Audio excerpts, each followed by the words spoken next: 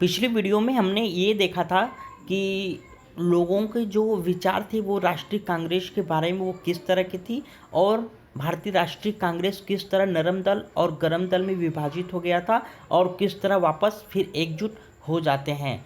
तो अंग्रेज़ों ने भारतीय राष्ट्रीय कांग्रेस की स्थापना इसलिए किया था कि भारत को आज़ाद करने के लिए जो क्रांति या फिर जो विद्रोह होते हैं उसको या तो समाप्त कर दिया जाए या तो उसको दबा दिया जाए। लेकिन भारतीय राष्ट्रीय कांग्रेस में क्या हुआ कि जो भारत के जो बड़े बड़े नेता थे वो भारतीय राष्ट्रीय कांग्रेस में शामिल होते गए, जिससे वो एकजुट हो गए भारतीय राष्ट्रीय कांग्रेस के माध्यम से, और वो भारत को स्वतंत्र करने की मांग करने लगे। जब अंग्रेज़ों को लगा कि ये जो भारतीय राष्ट्रीय कांग्रेस है ये कुछ काफ़ी ही मजबूत हो गई, तो अंग्रेज़ों ने जो मुसलमान थे उनको बोलते हैं कि ये तो जो हिंदू हैं वो तो राष्ट्रीय कांग्रेस की माध्यम से वो अपनी रक्षा कर लेंगे, लेकिन आप लोगों का हित कौन करेगा, आप लोगों की रक्षा कौन करेगा? इसके लिए आप लोग भी जो है अपना एक पार्टी बनाइए।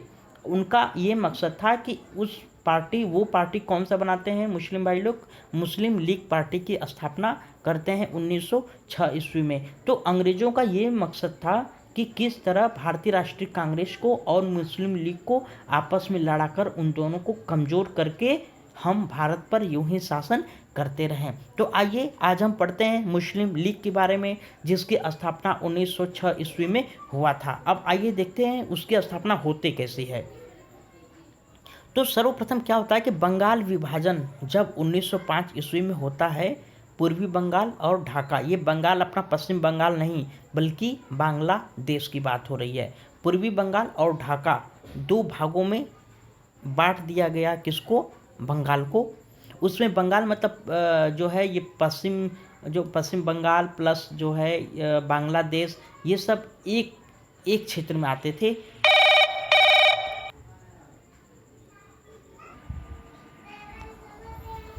तो मुस्लिम लीग की स्थापना जो है अंग्रेज़ों ने इसलिए करवाई थी ताकि जो मुस्लिम समुदाय है वो अपनी रक्षा कर सके मुस्लिम लीग के माध्यम से।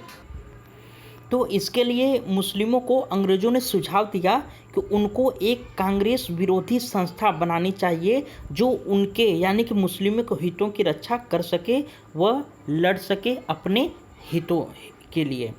उस समय ढाका के जो नवाब थे वो सलीमुल्लाह खां थे, जो अंग्रेज़ों के समर्थक थे। सलीमुल्लाह खां ने मुहम्मदन एजुकेशनल कॉन्फ्रेंस में पहली बार मुस्लिम को एक अलग पार्टी की स्थापना की बात की, और वो पार्टी कैसी रहनी चाहिए? कांग्रेस विरोधी पार्टी की स्थापना की बात की थी, जिसके फलस्वरूप 30 दिसंबर 1906 में बकर उल मुल्क के नेतृत्व में मुस्लिम लीग की स्थापना हुई। कहाँ पे हुई थी? इसकी स्थापना भारत में ही हुई थी। इनके कुछ मांगे थी, मतलब मुस्लिम लीग जो संस्था जो बनी थी उस संस्था की कुछ मांग थी। क्या? जो पहली मांग उनकी ये थी कि इनका पृथक निर्वाचन हो, यानी कि ये अपने किसी मुस्लिम व्यक्ति को चुनाव में उतारना चाहते थे, और इनको पता था कि जिस क्षेत्र में हिंदू ज़्यादा है वहाँ पे मुस्लिम नहीं जीत सकते। इसके लिए उन्होंने एक पृथक निर्वाचन की बात की। जो दूसरी इनकी मांग थी कि विधानमंडल में मुस्लिमों की जनसंख्या के अनुसार भागीदारी मिले, और जो इनकी तीसरी मांग थी कि मुस्लिम शैक्षिक संस्थानों की स्थापना की बात की गई थी। जब यह बातें भारत के वाइसराय लॉर्ड मिंटो के सामने रखी गई तो इन्होंने 1909 में इनकी बातें मान ली गई। बात तो मानना था ही, क्योंकि इन्होंने ही प्रोवोक किया था उनको एक कांग्रेस विरोधी पार्टी बनाने के लिए। इसीलिए जैसे ही प्रस्ताव रखा गया भारत के वाइसराय लॉर्ड मिंटो के सामने, तो उन्होंने तुरंत जो है उनकी बातों को मान लिया, और मार्ले मिंटो सुधार के अंतर्गत इनकी बातों को स्वीकृति दे दी गई। मुसलमानों के लिए पृथक राज्य की जो बात सर्वप्रथम की थी वो मोहम्मद इकबाल ने की थी कि मुसलमानों के लिए एक पृथक राज्य होना चाहिए।